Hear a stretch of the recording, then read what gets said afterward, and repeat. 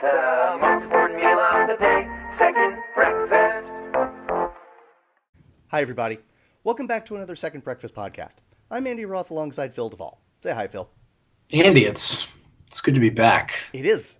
I feel good. It's April. It's not April. April Fools. It's too late for that. It's too late for that. That's true. It's too late for that. Andy, the thing is, we've been a little spotty in our production for the last 4 months. Well, it's just because no one's paying us to do this podcast. I think that's a good reason. I don't. You know what? I don't have to explain myself to these people. We have what's really funny to me is there are 3 or 4 people that will every once in a while email one of us or message us and be like, "Hey, what's the deal?" And it's like, we're not famous. Right. Make us famous. Right. My contract doesn't stipulate that I do 4 shows a week because I don't have a contract. Because I don't make any money doing this. I do this for love of the game. For love of the game. Indeed. Which is a great segue into what we're doing today, by the way. I love what you just did there. Because today, ladies and gentlemen, is our April movie preview. It's true. We used to preview a whole quarter of movies at once. This was a terrible idea. Terrible. Because by the time you'd get to 3 months later, you'd be like, I'm not paying attention. And then one day, Andy and I were talking about the structure of the show, and I was like, listen, oh my gosh. And Andy was like, what? And I was like, what if instead of doing 3 months in a row and making a really long podcast, we just did 1 month at a time and did a normal sized podcast? And you were like, well, the only objection I have is how come we hadn't thought of that yet? True. That's true. The only reason that this is a bad idea is why, if it was a good idea, how come it took us this long? That's right. And the answer is we're idiots. We're not very smart. We are not very smart. Again, not getting paid. Also that. So my point, but we're going to do the April movie preview. Folks, what happens at the beginning of each month is that you sit down in front of your calendar and you go, what movies am I going to see? Everyone does Whatever that, right? will I do? Everyone they don't have to, because we do. We do this for them. This is a service. Right. It's a public service. Nation, you're welcome. Seriously, you're. And that's YOU''RE, because we are grammatically correct. You're welcome. Even if we're occasionally grammatically incorrect, we're never. Yeah. It's never going to be that, because. Nope. Because that's just. Because come on. It makes me sad. Andy, because come on. Because come on. That's right. Seriously. Okay. But I brought up For Love of the Game, and I'm really excited that I brought up For Love of the Game, because I think, Andy, we should just start with the movies that we're excited for. I don't think we don't need to go weekend by weekend. I think we can just go can't wait. Yes. So and the first movie that I am we have 3 categories. We have 3 categories. The first one, can't wait. Which it's weird that we're taking, not that people didn't say can't wait before this, but I think of can't wait and I think of, what's that football player's name? Bart Scott for the Jets, who was like, can't wait. And he was like, that's what I think of when he's talking about playing the Patriots again. And he plays for the Jets. You know what? That didn't turn out so well for him or the Jets, because it's the Patriots. That's right. But the sun will never come out again because I'm a Texas fan. So to the entire AFC East. And this is not a sports podcast, so I'm moving on. However, can't wait. We're legitimately excited to see these movies. It doesn't mean we're more excited, we couldn't be more excited. It's just that we don't really have any reservations. It could be a terrible movie, but we're excited for it. Doesn't matter. Excited for it. Yeah. Then we have, that's a really good way of describing it. No reservations about this. That's right. Then we have Fool Me Once, which is a movie that all of these. Well, no, I'll save that for the end. Fool Me Once is, we used to call it, I like this category title better, Fool Me Once, but the original title of this category was perhaps more on the nose, which is Tricked into Seeing, which is, that movie is not super exciting to me, but it's got X in it, or it's directed by X, or it also has this emphasis on, and everybody does this, but especially movie fans do this. We psych ourselves into thinking that we're excited about a movie that we're not necessarily excited about. Totally. And if anyone asks if we're excited, we're like, oh, totally. And we may go opening day. And even while, as we're like buying our popcorn and sitting down, there's this thing in the back of our head going, I don't know, man. What I don't are know. you doing? What are you? Yeah, or just I don't know, man. That's fair. That's right. That's right. You know, That's it's right. not necessarily shame and regret. It might just be. Let's put it this way: if the first category is movies that we are excited about without reservation, there are reservations here. There are reservations. Okay, Reservation for one, Phil please. party of one. Right. You can eat when you find the Dufresnes. Okay. Exactly. Exactly. And then our third category is easily my favorite. Yes. What the H? These are movies. What the H? We could think they're going to be good. We could think they're going to be bad. We could think that we're excited for them. We could think we're not excited for them. They're just movies that made us say, what the H? And it's important to note, we're not listing every movie coming out in April, right? There are some that we just don't care enough about to make any of these categories. So. It's true. There are movies that we're just not going to talk about, by the way. That's right. That's okay. That's right. Andy, that's okay. Phil, I agree with you. Okay. All right. Where would you like to start? Oh my gosh, I can't wait. Literally. I don't know how I hadn't heard of this movie, but for some reason I thought it fit in the first quarter, and then I was at a movie theater and I saw a preview for this movie, and I was like, "How would Andy and I talk about this? How do we both not talk about it?" Well, it turns out it wasn't in the first quarter. It's in April, and it comes out next week. And it's a movie with Kevin Costner, and it's called Draft Day. And the previews for this movie are amazing, and everything about this movie is glorious. There is literally not one thing about this movie that I find worrisome. This movie is so automatic for me, I can't even describe it. Counselor, may I respond?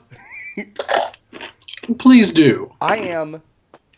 I want the first thing I say about this movie to be this. I am 100% excited for this movie. Yes. Period. Full stop. Okay. However, when you say things like, it is amazing and everything about it is glorious, one of us might not know the actual dictionary definition of those words. It might be me. I think it's you. It might be me. I'm just like... It's not Kevin Costner, because I'm a dude that didn't hate The Postman in the theaters. So, Kevin Costner, I wouldn't say he can do no wrong, but I feel like he could do very little wrong. It looks like one of those video games that came out in the early 90s that was like a football game that didn't have the NFL's cooperation. So, it was like the orange team from Cleveland. And here's the weird thing. This movie clearly had the NFL's cooperation. No, it sure did. But the things happening around Costner, it just seems weird to me. So that is why it is in my Fool Me Once category. No, that's a lie. It's in my What the H category. For everything except for Kevin Costner and the storyline, because I'm in love with the movie's concept and I'm in love with Kevin Costner. But I'm worried that it's just so weird to me. It doesn't, how to put this? The trailer doesn't make me think it's going to be bad. The trailer makes me think potato. It makes me think I don't even know. So, Andy. Yes. Talk to me. You're just wrong. You're just wrong about the beards. You're just wrong about the beards. This is going to be a B movie, but it's going to be a glorious B movie. It is going to do. For me, I have no reservations because I don't go into this movie expecting I don't go into this movie expecting Field of Dreams. Fair. I'm going into this movie expecting Tin Cup. Ooh. And Tin Cup is so delightful. Well said. I can't always watch Field of Dreams when it's on TV because I'm not sure that my heart can handle it.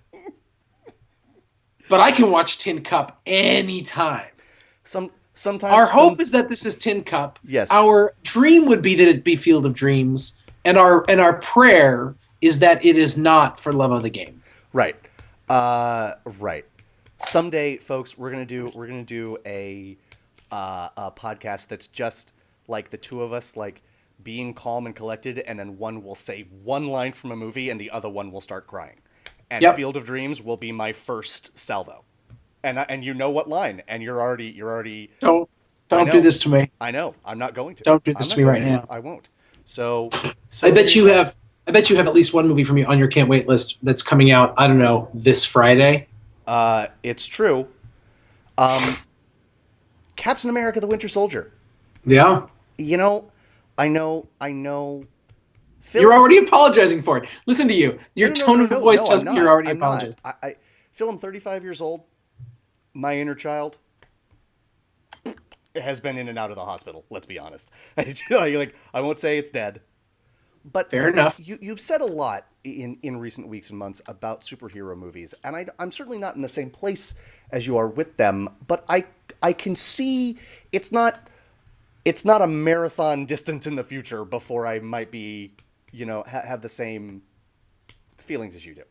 Having said that, this movie, it's like they decided to market directly to me because Captain America, I there's something about how square he is that I just love. I love that. And I think Chris Evans does a marvelous job with him. I really do. And yet,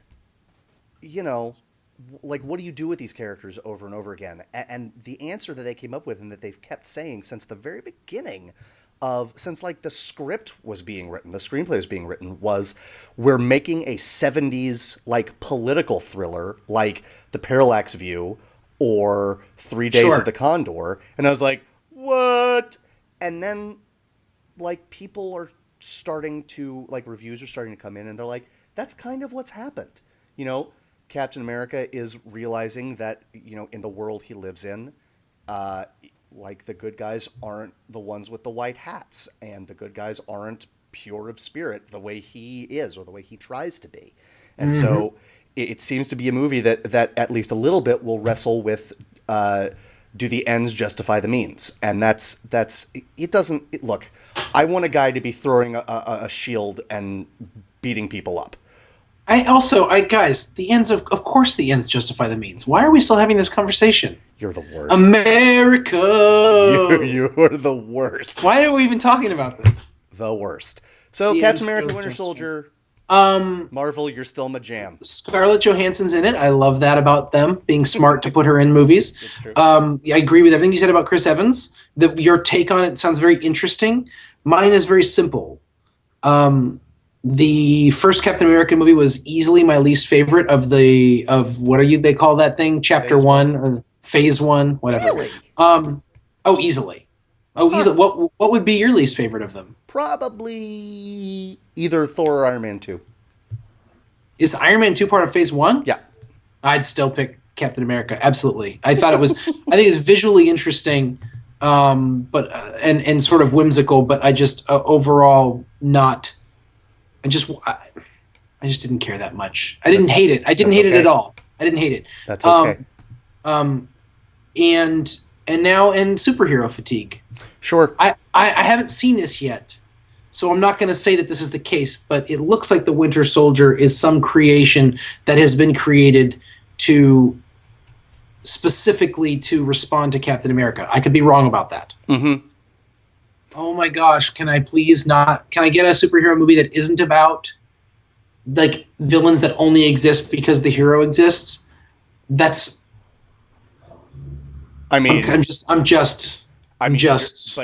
like that was, not for nothing. It's sort of the standard bearer for the entire genre. Nolan's Batman movies were kind of about that. I love that about them, and now that has been made, you don't need to see it again. It's taught us the lesson that it doesn't work. Like fair. Like the beauty of if you need to know about the triumph of postmodernism, watch the Dark Knight trilogy, which is essentially a superhero film that critiques the genre so successfully that it's like, well, why are we still making them? But nice.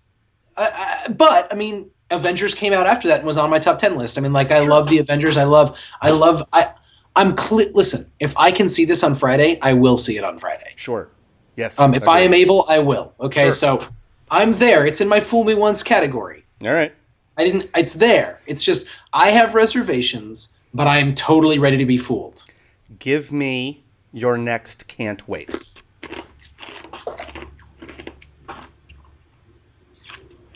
Only Lovers Left Alive. Okay. On April 11th. Okay. It's a Jim Jarmusch vampire movie with Tilda Swinton and Tom Hiddleston. I don't even... That's the thing. How to put this? It didn't make any of my categories just because there's just no way I'm going to be seeing it. Like I bet it will be amazing because of all the words you just said. But Durham, North Carolina, I'm gonna guess isn't getting it anytime soon. Here's the deal. I'm not actually suggesting it will be amazing. I'm suggesting I can't wait. Fair. That's fair. This was either going in the can't wait or the what the H category. There was no other place for it. No, that's fair. That's fair. It was sort of like in the what the H? I can't wait category. Nice. So, okay. Anyways. All right. Yeah. What's your next one? I'm going with a little movie called Hate Ship, Love Ship, which is based on a book that has other ship names in it. It's got Kristen Wiig, Guy Pearce, Haley Steinfeld, and Nick Nolte, and it's a drama. And this has been on DirecTV lately. This went straight to DirecTV. Did it? It did. Fascinating.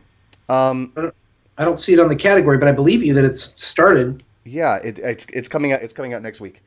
Or as you like to call it, Draft Day weekend. Fascinante. Kristen Wiig has been turning in some really, really nuanced performances lately. She was great in as far back. I mean, she's always been funny. Her humor, she just gets me. I love Kristen Wiig. So I'm not including things like Bridesmaids, although she certainly was nuanced in that. But there was a movie with Ellen Page called Whip It about roller derby that she had a small part in, but it was important, like a mentor. She was very good. She was in a movie called Girl Most Likely last year that was not great. Oof. It was very mediocre, but her performance was lovely. She was lovely in it. She's got me. She has me. Guy Pearce has me. Haley Steinfeld has me. Nick Nolte has me. And You're kind of a whore. Well, I mean, I've been called worse. Okay. You know? Okay. Yep. And the trailer maybe looks a little precious. Maybe it looks a little like independent drama twee. Mm-hmm. But let's be honest, it's me, so that's totally my jam. So that's right within our comfort zone, my friend. Can't wait. Cannot wait. Looking forward to it. Fantastic. It didn't make my list, but I think that was an oversight. I would gladly see it. Yeah. Do you have anything else in the can't wait category? Andy, I have two more in the can't wait category. Awesome. I've only got one. Give me one. Give me both. Okay. I know which one we both have. I'm guessing, but I'm going to give you my first one. And I can't help it, okay? It's called Joe, and it comes out April 11th. And it's got Nick Cage and Ty Sheridan from Mud. It's got the guy from Mud. It's got the kid from Mud. Yeah. Okay, here's the deal about Nick Cage. Some people think that Nick Cage there's two different Nick Cages. There's like the serious actor Nick Cage that's in stuff like Leaving Las Vegas and... I don't know, give me another serious, good acting Nick Cage. Not The Wicker Man. And Raising Arizona. Yes. And then there's... Moonstruck. And Moonstruck, perfect. And then there's like the bad Nick Cage, the crazy bad Nick Cage that's in stuff like Wicker Man, Bad Lieutenant Port of Call, New Orleans, which I'm gonna, you know what? I'm gonna come back to that because it deserves to be come back to. Okay, and other movies like that, you know, The Witch of whatever he was in, or National Treasure. Okay, Also, National these Treasure people, Electric Boogaloo. These people are incorrect. There is only one Nick Cage. The movie is good or the movie is bad. But Nick Cage, like God, is unchanging. The same yesterday, today, and tomorrow. Okay? Yeah. Nick Cage is to me, first of all, I think he's a really good actor. Period. Agreed. And I think that he is in really bad movies and doesn't care, and that's problematic. But in terms of his ability, he's in really bad movies, but he's a dude that can handle that and then turn around and make a good movie. I don't know what he's thinking. I don't know like what he's doing when he makes some of these movies. But this movie's made by David Gordon Green. It's got the guy from Mud, and it looks like it's trying to be a real movie. Yes. His beard is a little suspicious in this movie. Yep. I don't get why someone like him couldn't just spend the 3 months to grow the beard. Maybe he had to make 3 other movies in the meantime. I'm not sure. But I am excited about this movie. Oh, by the way, Bad Lieutenant Port of Call, New Orleans. Yes. He is brilliant in that movie. It is, if you liked Killer Joe, yeah, then you would like this movie. It is a modern exploitation flick. You ready for this? I haven't seen it. I can't wait to see it. Oh man, I want to see it. It was directed by Werner Herzog. Oh yeah. So here's the deal. Crazy pants. Here's the deal, folks. The 2 most insane people in Hollywood. Yep. Like the people you could like take Matthew McConaughey's Oscar speech and like cube it, and you're approaching and then put it on their least weird day. And then put it on mescaline. That's right. So Joe's on my list. Yeah, it is. That is also on my can't wait list. Is it really? For all of the reasons you just said, David Gordon Green, Ty I am Sheridan. Shocked. I don't know why. I'll tell you why, because there's one other movie that should be on your can't wait list, and I'm surprised it isn't. But we'll come to that. No. Did I say? No, I have 2 more. Okay. So yes. Okay. Before we move on, speaking of the actors from Mud, if you are not watching Justified this season, it's not. I'm not angry. I'm not even disappointed. What you're doing is you're just depriving yourself of just a flat out amazingly entertaining time. I don't know why. I don't know why would you do that. Why do you hate yourself? This is the best season yet of this show. I agree. And it is now officially a great show on television. Love it. Mm-hmm. Love saying that out loud. Me too. I love you saying it out loud. Go ahead and give me your last can't wait. Oh, well, okay.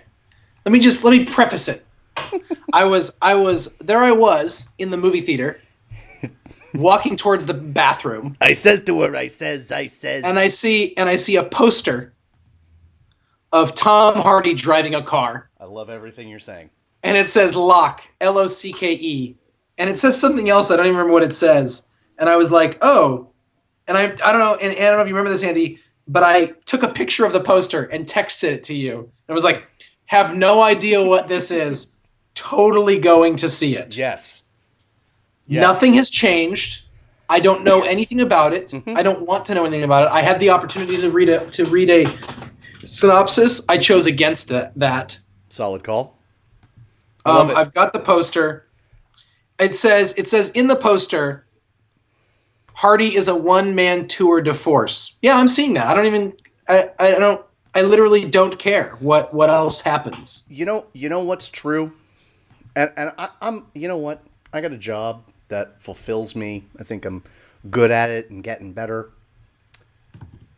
I will never be as good at anything as Tom Hardy is at acting. He is, and yes, and ladies, I get that he's attractive. I support that fully. Go for the eye candy. Stay for the modern day Brando, because the dude has internal struggles that are mesmerizing to watch on screen. Yeah. Am I wrong? Tell me I'm wrong. You know, there was a point of time where people were thinking that Johnny Depp was going to be the new Marlon Brando. Mm-hmm. That didn't happen. Mm-mm. This, on the other hand, happened. Yeah. Yep. And it's yes. And if you have, like, if all you've seen of him is, like, this means war, all right? See Warrior.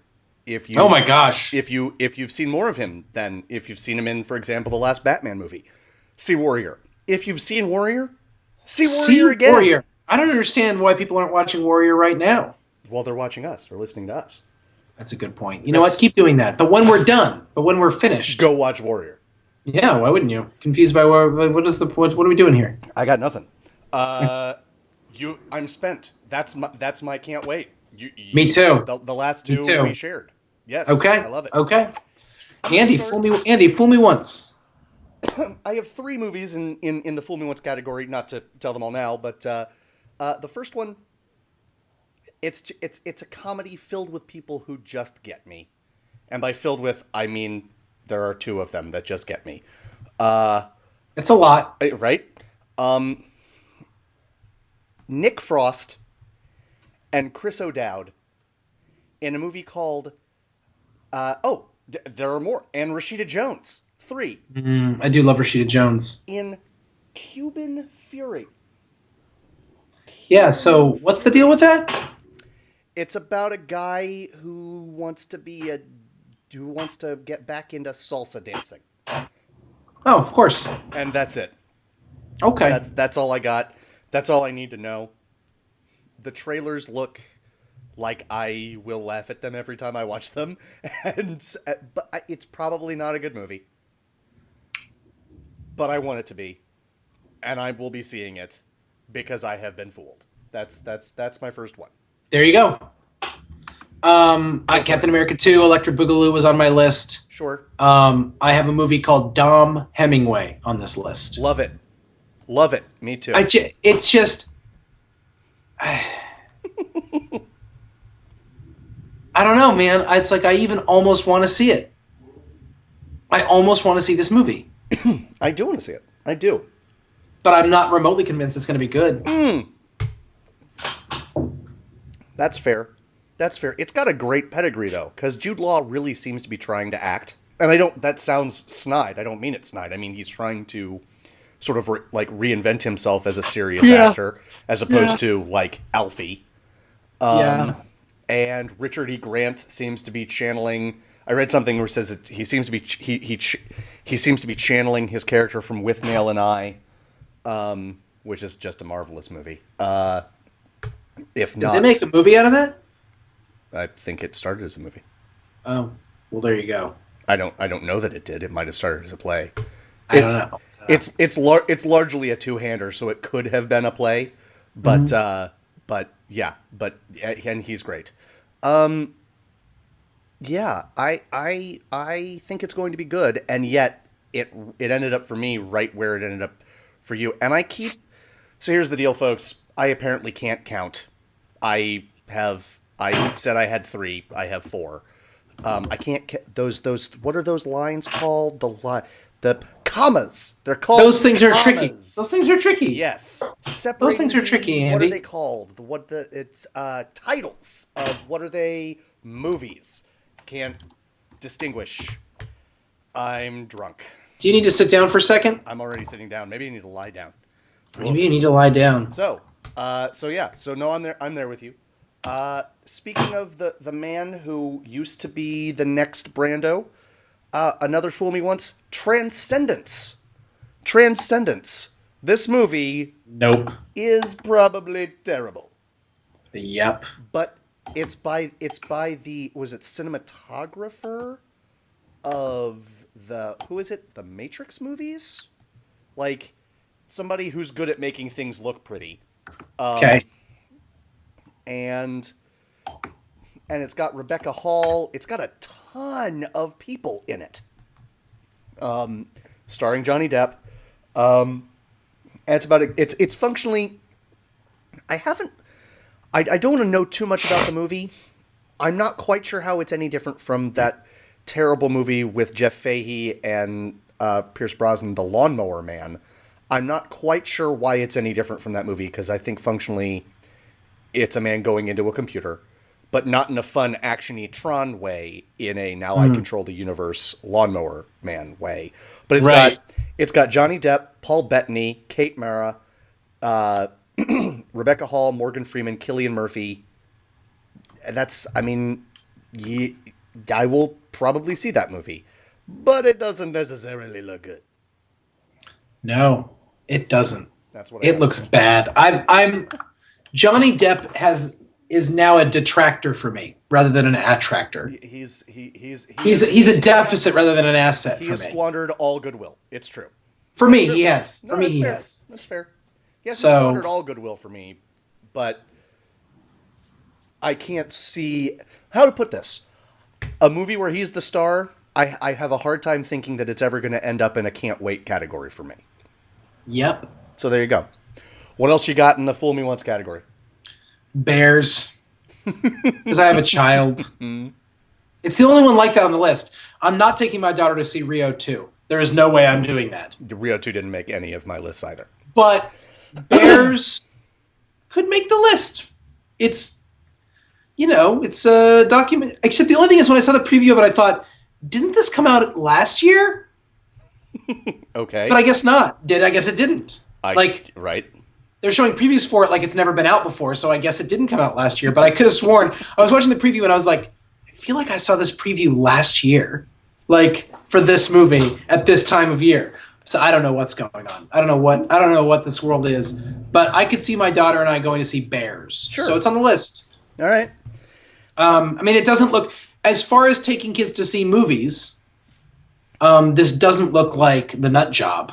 Right. I mean, theoretically, really beautiful vistas with actual creatures, live action stuff happening, and theoretical documentary. I mean, that's something. Right. With very small chances of either you or your child being actually mauled by one of those live animals during the movie. A minor chance. Right. You can't say never say never. And one I'm willing to take. That's right. I have 3 more movies on my Fool Me Once list for April. What about you? I got one more. What is it? It is, folks, if you have followed the podcast for any length of time, and if you haven't, A, welcome, and B, what took you so long? You'll know that I have a deep and abiding love for a French action movie called District B13.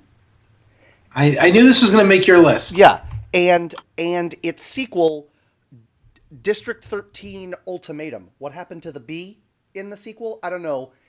It's slightly less awesome, so I think the B made the first one a little more awesome. And basically, if you're not familiar with a what would you call it? An art, a discipline called parkour, Parkour. YouTube that stuff, because it is bananas. It's basically people climbing up walls and doing Spider-Man crap that you don't think is possible. These 2 movies, District B13 and District 13 Ultimatum, are action movies based on parkour. They are insane. What these people do is insane. And Brick Mansions is the American remake, which drives me crazy, but it's the American remake starring one late lamented Paul Walker, whom I love from the Fast and the Furious movies, and from a movie called Running Scared, which is not the Gregory Hines Billy Crystal movie, which is also great, but it's Running Scared, good action flick, and I hope this will be a good action flick as well. But for all of my love for him, he's not the greatest actor in the world, and it's a remake that makes me think, why did they remake this movie? So I will probably see it, but fooled me once. That's the end of my category. I love that you're going to want to see that movie. It will not be me. I have 3 other movies on this list, and I gotta see District B13. It's streaming on Netflix. It's like 7 minutes long. Well, that You had me at 7 minutes. That should be the selling point of all movies. I'm almost positive it's under 85 minutes. I know it's under. Oh, I thought you really meant it was 7 minutes. There will be 7-minute periods where you breathe because it's so intense. See what I did there? I have 3 more movies on my Fool Me Once category. all of them are somewhat shamefully on this category, in this list. Oh, I can't wait to make fun of you. Go for it. One is called Fading Gigolo, and it's starring Woody Allen and John Turturro. And it's written and directed by John Turturro. And John Turturro is the gigolo. And all the women he sleeps with look like... one of them is Sophie Vergara, just so you're wondering what kind of women that he gets. Right. They try to make it seem realistic and plausible. It looks kind of charming. It harkens me back to the days when Woody Allen didn't repulse me. Straight repulse me. Just very briefly, but it made my What the H list. It made my What the H list. Yeah, of course it did. Yeah. Because John Turturro is someone I think has heart. And I agree. I'm interested. He can write and direct a movie, and I'll be interested in that.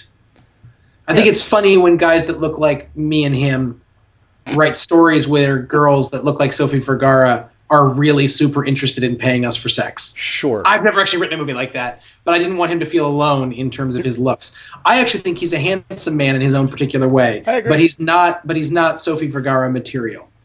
Sure. But then again, neither is Ed O'Neill, but at least we acknowledge that he's rich. Okay, this one, I swear to you, Andy. Just rip the Band-Aid off. Hit me.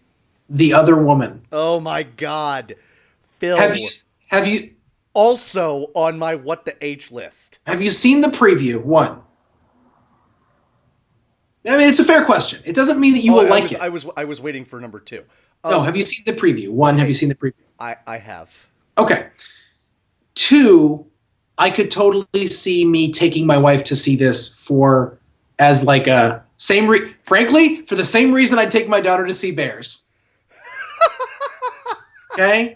Because my love for my family sometimes incites me to do terrible things. I wish they had gone with the original title, which was Even Women Find Kate Upton's Breasts Hypnotic. I am actually disappointed that she's in this, and disappointed that I have issues with her status as a celebrity. Okay. I do. I'm not. That's fine. I guess I do too. You know, she's in the movie, and that's fine. I'm excited for Leslie Mann to be in something that is not done by her husband. Fair.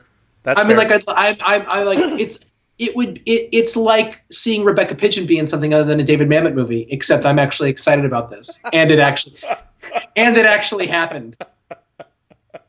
And that was mean. I'm sure Ms. Pigeon is a lovely woman. And I think Cameron Diaz has found a niche for herself within the comedy genre that is, to me, particularly interesting because it doesn't capitalize on how absolutely gorgeous she is. Sure. Well said. She also doesn't try to ugly herself up necessarily. Right. Like Charlize Theron, who like literally can't make a movie where she just accepts how gorgeous she is and plays a gorgeous person. Cameron Diaz will play a gorgeous person who is an openly terrible person. And I find that fascinating. She's willing to do things. She's willing to be an ugly character while continuing to be her gorgeous self. And I find that fascinating. Mm-hmm. All of this is to say this movie is probably terrible. Yeah, I don't know if I said this already. It's on my What the H list because what the H. I know, Andy. But if my wife, well, let me ask you this. If your special lady friend really wanted to see it, would you see it?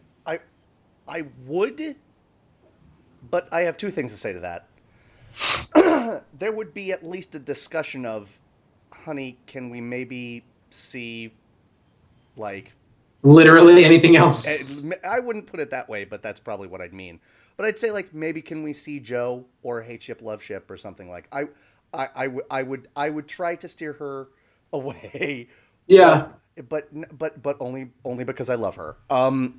The chances of me seeing this movie are thin, Andy. But if she was adamant, I would absolutely see it. The second thing I have to say is, oh look, a flying pig. I would just be very surprised if that actually happened. But hey, listen, that's fantastic for you. To your point, if my special lady friend wanted to see it, I would see it. That's it. Yeah. Okay. Okay, and finally, Fool Me Once category, the quiet ones. Say more. It's a Hammer horror flick done by the guy who did.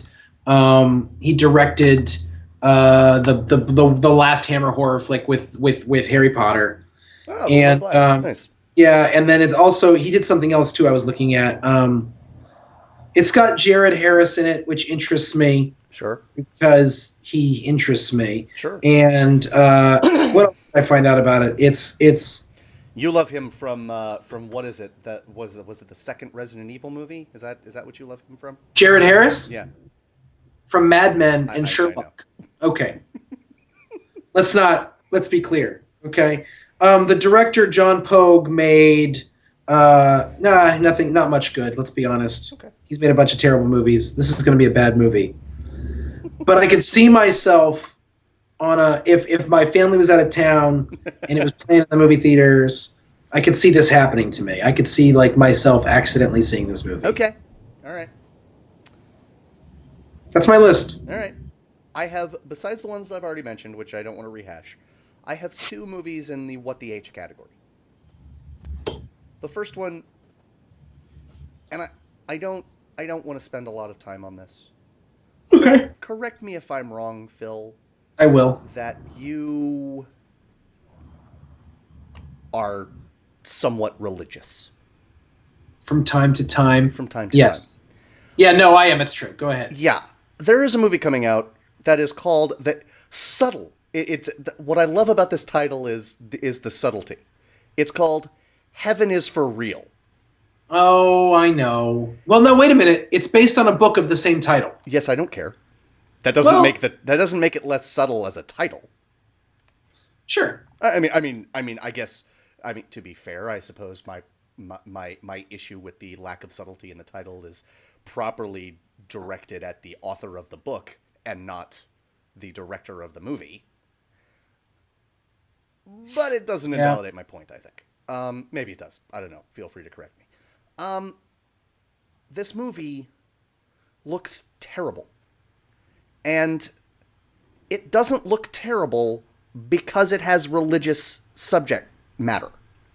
It looks terrible because it looks terrible. And I have to believe that, like, I have to believe that Hollywood would do better at capturing the religious audience by not pandering. Case in point, the most successful independent movie of maybe our lifetimes would be Passion of the Christ. Yeah. Which can be described in a lot of ways, not all of them good, many of them good, cannot be described as pandering. You know? Yeah. Yeah. No, I agree. And I would say Noah. I mean, first of all, Noah is a magnificent film, but even if one doesn't love it, it certainly doesn't pander. Sure. It certainly is a challenging movie. Okay. I have not seen the previews for this movie. I've heard the book is pretty special. Okay. It's the kind of book, for religious people anyway, it's the kind of book that, to me, I'm not sure why they would try to make it into a movie. Like, they serve different purposes. Like, it's not a narrative story, I don't believe, so much as a memoir. Memoir. So it's a memoir.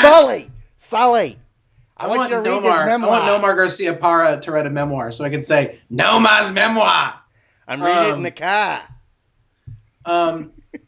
My interaction with most Bostonians was that they called him Noma because they couldn't pronounce his last name at all.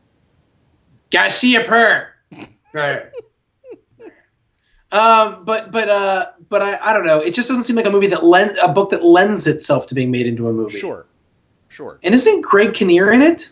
Yeah, and Kelly Riley. Kinnear. And yeah. What the H? What the H? What the H? I am a religious person. I love Jesus as much as the next guy. More than the next guy if the next guy is you. That's true. The next guy is me. At the next guy, and I love Jesus more than the next guy, literally right now. But I don't know. Listen. I am under no illusions about certain Christian movies and what they're trying to accomplish. And there is a weird demographic of Christians that feel like it is their moral imperative to love these movies and to fight people. Right. And strangely to hate movies like Noah. Like I know people who are like angry about Noah having not seen it. And I'm like, I don't get it. I don't like see the movie. First of like what? Yeah. I don't know. Yeah. Yes. I think it's probably because they're anti-Semitic, but I also I don't know. Anything. That's okay because we Jews run Hollywood, so it's fine. It is good. You do, and and as well you should. You're doing a bang up job. I mean, we try. You know. Look at I don't know. I don't know why you wouldn't let Jews run Hollywood. I really don't. I think they're doing a great job. I don't know that we should let straight people run marriage anymore. We've done a terrible job with it. We've really failed at it. But I think that I don't know. My favorite religious movies, like straight up religious movies that I can think of, are this Noah, Last Temptation of Christ.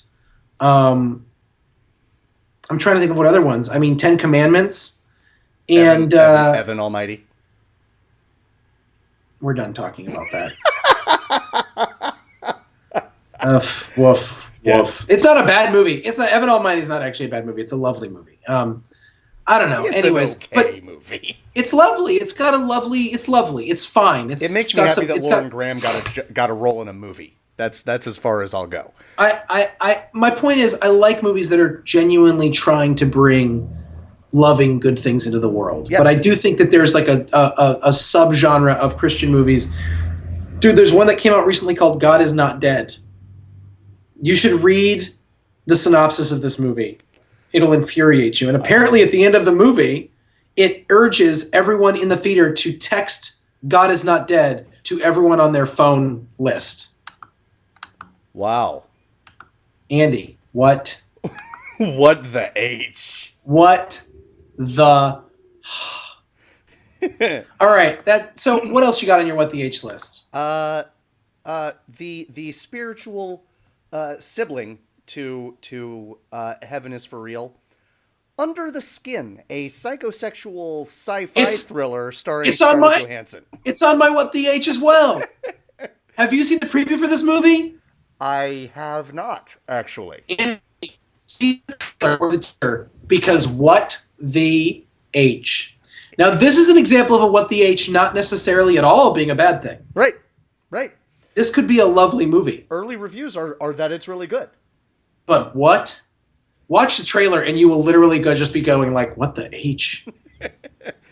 Basically, I may have this a little bit wrong, but Scarlett Johansson plays an alien who tries to learn about humanity and maybe kill us or something. And I didn't even know that much. She does it through the trailer does not tell you that.